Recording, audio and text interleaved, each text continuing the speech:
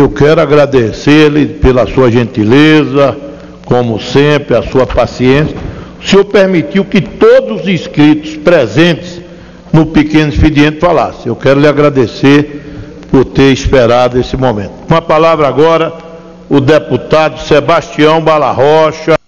Fez um excelente, eu quero aproveitar aqui, o senhor fez uma excelente gestão na presidência da CETASP o ano passado, e eu acompanhei o seu trabalho e faz um excelente mandato aqui. Do PDT do Amapá. O senhor tem até 25 minutos para fazer seu pronunciamento. Obrigado, deputado Amaury Teixeira, que tem estado sempre também na vanguarda, na defesa dos interesses maiores do país, do Estado de Vossa Excelência Bahia e, sobretudo, do trabalhador deste país. E Vossa Excelência, na Comissão do Trabalho, também contribuiu muito para que os debates pudessem ser muito mais interessantes e pudessem também se desenvolverem na busca de encaminhamentos satisfatórios para essa questão do emprego, do trabalho, da renda, combate ao trabalho escravo. Aliás, fizemos uma audiência lá na Comissão do Trabalho sobre a questão das domésticas, por exemplo, e daqui a pouco o Senado deve votar já em segundo turno a PEC das domésticas, isso dentro de um prisma todo do trabalho decente, combatendo também o trabalho infantil, o trabalho escravo, defendendo o emprego para o jovem, para as pessoas dentro da questão da igualdade racial também, dentro do perfil racial e, portanto, fazendo com que esse país seja mais igual e que possa se desenvolver, possa ampliar seu PIB, seu Produto Interno Bruto, mas ao mesmo tempo distribuir renda com emprego de qualidade. Mas, presidente, eu escolhi 2 temas para tratar na tarde de hoje, nesse grande expediente. O primeiro se refere às questões mais regionais, sobretudo da região norte do Brasil, referente mesmo à SUFRAMA, a Zona Franca de Manaus, as áreas de livre comércio, a necessidade que nós temos de prorrogar a vigência da isenção fiscal, das isenções fiscais que existem na Zona Franca de Manaus e também, por extensão, para as áreas de livre comércio que existem no Amapá, Roraima, Rondônia, Acre, tudo isso dentro também de uma expectativa positiva de nós reduzirmos as desigualdades regionais. Deputado Mauro Benevides, que tem sido um baluarte nessa questão também da luta pelo seu estado do Ceará, mas também defendendo um Brasil mais igual, Vossa Excelência que já presidiu o Congresso Nacional, que participou ativamente da Constituinte, sabe muito bem que quando Getúlio Vargas criou alguns ex-territórios, hoje estados, como o Amapá, o exemplo claro do Amapá, ele tinha aquela perspectiva de que este Brasil pudesse realmente vencer as desigualdades regionais, para que nós pudéssemos nos aproximar do ponto de vista do desenvolvimento, da qualidade de vida, também das outras regiões, dos outros estados, das demais regiões do Brasil. Foi dentro dessa expectativa, dessa perspectiva, que Getúlio Vargas criou, em 1943, o território federal do Amapá e também o território federal de Roraima. Depois veio Juscelino Kubitschek e construiu a Belém-Brasília para unir este país, para descentralizar a administração pública, descentralizar o governo e levar ações do ponto de vista da infraestrutura, sobretudo rodoviária, também mais na frente da ferroviária, da hidroviária, da energia elétrica, da banda larga, para todos os recantos do Brasil. E nós ainda, infelizmente, estamos vivendo uma situação de desvantagem com relação às demais regiões e os demais estados brasileiros. Nós da Amazônia temos essa desvantagem. Para você ter uma ideia, Manaus, ou seja, o estado do Amazonas, Roraima, parte do Pará e o Amapá, que estão na margem esquerda do Rio Amazonas, não tem ainda o privilégio de ter uma energia regular, sustentada por 24 horas. Agora sim, por decisão do presidente Lula e tendo continuidade agora no governo da presidente Dilma, acho que essa é uma dívida que o ex-presidente Fernando Henrique Cardoso infelizmente tem para conosco, porque eu falo aqui do Linhão do Tucuruí, que está atravessando o Rio Amazonas para levar energia e levar banda larga de fibra ótica para os nossos estados da margem esquerda do Rio Amazonas. Isso poderia ter sido feito no governo do presidente Fernando Henrique Cardoso. Eu estava no Senado, o primeiro discurso que fiz no Senado, em 1995, deputado Amaury, foi defendendo a travessia do Amazonas pela linha de transmissão de Tucuruí. Ora, nós temos uma grande hidrelétrica na Amazônia e a energia gerada a partir desta hidrelétrica não chegava ou não chega ainda em todos os recantos da Amazônia. Isso é injusto. É por isso que eu quero dizer, deputado Mauro Benevides, antes de conceder a parte a Vossa Excelência, que a Zona Franca de Manaus, ela nasce, ela surge também dentro desse objetivo de levar o desenvolvimento para regiões que estão distantes do centro do país, que não tem ligação rodoviária, que não tem ligação ferroviária, que você lá só chega de barco ou de avião pagando preços exorbitantes nas passagens aéreas, que tem sido um ponto forte do meu debate, do meu discurso aqui na Câmara dos Deputados. Então é por isso que agora vem, em bom tempo, a PEC 506 de 2010, que estabelece aqui a prorrogação do prazo previsto no artigo 92 dos atos das disposições constitucionais transitórias, prorrogando até 31 de dezembro de 2033 a vigência dos incentivos fiscais, não isenção, incentivos fiscais na Suprema. E nós precisamos, deputado Mauro Benevides, que esta prorrogação se estenda também para as áreas de livre comércio. Nós queremos a prorrogação lá para a Zona Franca de Manaus dos incentivos fiscais, mas nós queremos também que as nossas áreas de livre comércio, que gozam parcialmente dos incentivos fiscais também, que recai sobre a Zona Franca de Manaus, sobre a Suframa, o espaço da Suframa, que essa prorrogação aconteça também nas nossas áreas de livre comércio. Ou seja, nós precisamos vincular nesta emenda constitucional exatamente a prorrogação também das áreas de livre comércio, e é com alegria que eu concedo a palavra, a parte a Vossa Excelência, e é um prazer muito grande ouvir o deputado Mauro Benevides. Senador e deputado Bala Rocha, Vossa Excelência iniciou o seu pronunciamento no grande expediente de hoje, fazendo uma referência específica à preocupação dos constituintes de 87 e 88 e inserirem no texto que então se elaborava para vigorar a partir de 5 de outubro de 88 a questão relacionada às desigualdades regionais, Norte, Nordeste e Centro-Oeste, que sempre digamos assim, ficaram à margem dos grandes benefícios que o Sul e o Sudeste conquistaram até hoje. Esses três blocos se irmanaram durante o debate da Constituinte, para que nós inseríssemos na Carta algumas diretrizes que, com execução através de lei ordinária, nós chegávamos a começar a corrigir essas dificuldades. Começamos sim, mas elas persistem, e Vossa Excelência traz agora uma nova sugestão para que nós, favorecendo o norte do país, nós consigamos, com esforço comum, realizar aquilo que foi o ideal do Constituinte. Se não foi posto em prática para a sua execuibilidade, com a celeridade que nós desejamos, mas que ela venha, e Vossa Excelência preconiza agora uma alternativa, e nós nos regozijamos por esse esforço que é consequência do seu talento, da sua clarividência e, sobretudo, do seu indecedível espírito público. Cumprimentos a Vossa Excelência pela iniciativa que anuncia agora na tribuna da Câmara dos Deputados. Muito obrigado, deputado Mauro Benevides, Vossa Excelência, que é um dos decanos desta casa, um dos homens mais respeitados deste parlamento brasileiro, e que tem toda uma experiência dos longos anos de atividade política como homem público devotado em favor do interesse público. Na biografia de Vossa Excelência só existe atos referentes às iniciativas que interessam ao público, que interessam ao povo brasileiro. Por isso Vossa Excelência é tão respeitado nesta casa, no Estado de Vossa Excelência, em todo o Brasil. E Vossa Excelência teve uma participação especial na criação do Estado do Amapá, na transformação Amapá, Roraima e também de Tocantins, que foram transformados na Carta de 88. E Vossa Excelência, inclusive, esteve... Digo mais a Vossa Excelência, nobre deputado, Vossa Excelência me permite. E exatamente quando a transição se efetivava, eu tive o privilégio de chegar ao então território de Amapá, que passara realmente a Estado. Eu fui dos primeiros a cumprimentar os parlamentares eleitos, inclusive os 3 senadores que formariam conosco em seguida no Senado Federal. No caso, senador José Sarney, Henrique Almeida e Jonas Pinheiro. Então, são recordações históricas que passam a inserir o brilhante discurso de Vossa Excelência, até como forma de relembrar fato da maior importância para o Amapá, hoje Estado, graças à clarividência, o empenho e a luta dos seus ilustres filhos, que Vossa Excelência encarna admiravelmente.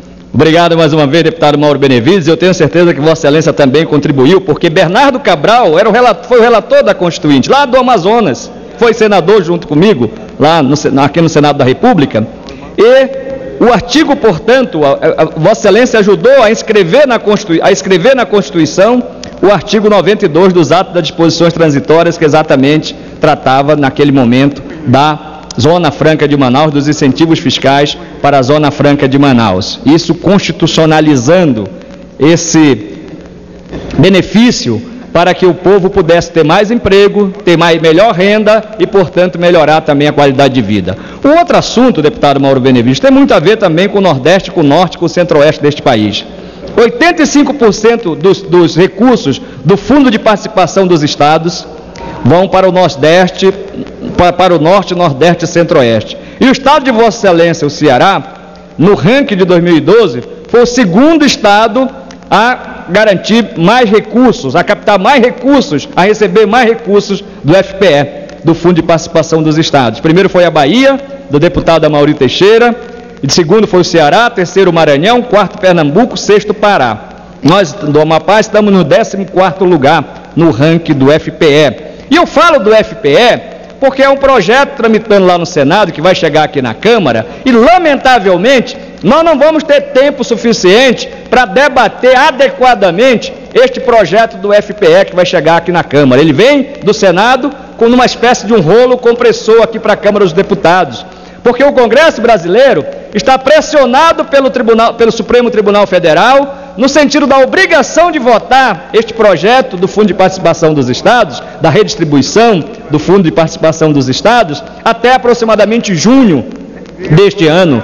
E o Supremo Tribunal Federal já foi tolerante com o Congresso brasileiro, que deveria ter aprovado essa nova partilha em dezembro de 2013, mas não o fez, de 2012, mas não o fez. Então, certamente, o Supremo Tribunal Federal exigirá que esta matéria esteja votada e aprovada aqui no Congresso Nacional até junho de 2013. E aí o problema, nós não vamos, como disse, ter condições de aprofundar o debate nesta casa. Como os senadores também não estão tendo condições de aprofundar o debate lá no Senado, para que em todas as comissões esse projeto que é relatado pelo senador Walter Pinheiro da Bahia pudesse ser debatido, melhor debatido, pudesse ser melhor discutido nas comissões, para então chegar ao plenário num texto melhor consensuado, num texto que pudesse atender melhor os interesses de todos os estados. E quando eu falo dos estados, eu falo do povo do estado, dos moradores, eu falo da gente que vive na região. E certamente que o Norte, o Nordeste, o Centro-Oeste poderão empobrecer se lhes forem retirados recursos através deste projeto do FPE, que caminha rapidamente pela celeridade que está sendo exigida lá no Senado e que vai chegar aqui, como eu disse, numa espécie de um rolo compressor também, e que pouco tempo nós teremos para debater este assunto da distribuição dos recursos do Fundo de Participação dos Estados aqui na Câmara dos Deputados. O Amapá, ele tem uma dependência de aproximadamente 70% do FPE, dos 70% do conjunto de recursos que compõem o orçamento do Estado são originários do Fundo de Participação dos Estados. E assim também, certamente, na maioria dos estados da Amazônia, principalmente Roraima, Acre, Rondônia e Amapá. Esses 4 estados têm uma dependência muito forte, muito grande do Fundo de Participação dos Estados. É por isso que eu peço, primeiro ao Senado, que deve votar esta matéria nos próximos dias, para que busque, mas que busque na intimidade do coração e da alma, que busque com toda a energia e com toda a força um projeto que melhor atenda às condições de melhoria do povo que mora nessa região também, nesses estados. Não é justo que os estados melhor desenvolvidos possam usufruir mais do Fundo de Participação do Estado do que os estados que mais precisam. E qual o critério a adotar? É a renda per capita? É a renda familiar? É o Índice de Desenvolvimento Humano, o IDH? Qual vai ser o parâmetro? Qual é o melhor parâmetro a ser adotado no sentido de que o FPE passe por uma distribuição justa, tendo uma questão de justiça social também, para promover melhor qualidade de atendimento da saúde desses estados, melhor qualidade no setor de educação desses estados, da infraestrutura desses estados. Então nós não podemos abdicar daquilo que nos cabe hoje dentro do bolo do Fundo de Participação do Estado. Nós temos que garantir, no mínimo, aquilo que já hoje recebemos a partir do Fundo de Participação dos Estados. Então nós vamos combater qualquer projeto que chegar aqui na Câmara, qualquer projeto que vier para a Câmara, qualquer projeto que for aprovado no Senado, mas que retire recursos dos estados menores, retire recursos do Amapá, Roraima, Acre, Rondônia. Nós vamos combater. Centro-Oeste também, como Tocantins também compõe a região Norte, e será prejudicado também.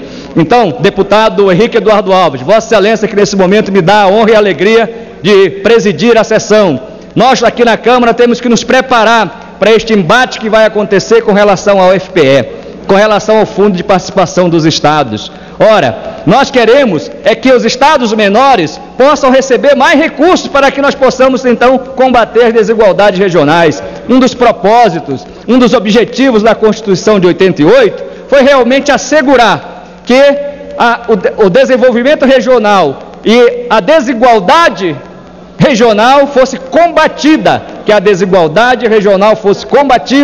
para que nós pudéssemos melhorar, então, a distribuição de renda e aproximar os estados menos desenvolvidos dos mais desenvolvidos, para dar, como eu disse, melhores condições de saúde, educação, moradia, saneamento básico para a população desses estados. Então, este apelo tem que ser marcante, tem que ficar no coração e na alma de cada um de nós. Não é justo que este país gigante, este país que tem perspectivas de crescimento muito promissoras, com relação ao pré-sal, esse país que tem uma expectativa de neste ano voltar a crescer com um PIB que possa significar desenvolvimento para o país, que possa significar mais emprego, melhores condições de vida, esse país precisa priorizar a distribuição de renda para os estados mais carentes, para os estados menos desenvolvidos. Então, nós vamos estar aqui, nós precisamos unir a região norte do Brasil, nós precisamos unir a Amazônia. Eu sinto uma falta do exemplo, por exemplo, que acontece no Nordeste, deputado Amaury Teixeira. Embora divergências partidárias ocorram, embora não pode haver de maneira alguma uma sintonia uniforme dos objetivos eleitorais, dos partidos que se enfrentam muitas vezes na busca do resultado eleitoral, governadores de vários partidos, de diferentes partidos, governadores de oposição e governadores de situação, deputados e senadores. Deputado Henrique Eduardo Alves, eu vou cumprir meu tempo, porque já colaborei bastante para o andamento da sessão. Eu peço, portanto, a Vossa Excelência que permitam encerrar meu pronunciamento, porque me foi destinado 25 minutos e eu ainda tenho 7 minutos e 34 segundos para cumprir. Muito obrigado. Então, nós precisamos estabelecer na bancada da região norte esta mesma unidade que nós temos no Nordeste.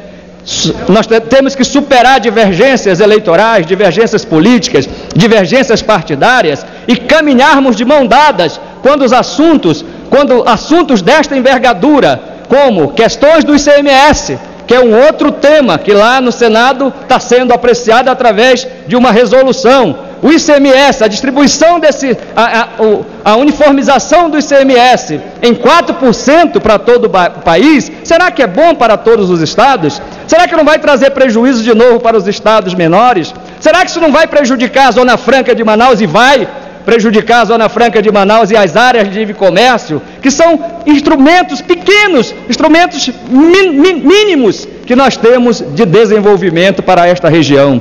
Então, ao invés de propor um ICMS igualitário, que do ponto de vista fiscal pode ser justo, pode ser adequado, do ponto de vista do resultado final para a nação pode ser eficiente, mas do ponto de vista de combate às desigualdades regionais, infelizmente, esse nivelamento, essa unificação do ICMS em 4% é prejudicial para vários estados do Brasil. É por isso que eu senti uma energia forte quando eu vi o ex-senador Arthur Vigílio, que hoje é prefeito de Manaus, combater dentro do seu próprio partido. E eu não sou do partido do Arthur Vigílio. O Arthur Vigílio é PSDB, eu sou PDT. Arthur Vigílio é oposição ao governo, eu sou da base do governo. Mas nesse aspecto nós temos que nos unir. E o Arthur Vigílio Neto, prefeito de Manaus, tem razão quando diz que dentro do próprio PSDB ele combaterá se o seu partido passar a defender o ICMS único de 4%. E assim nós faremos em todo o Brasil.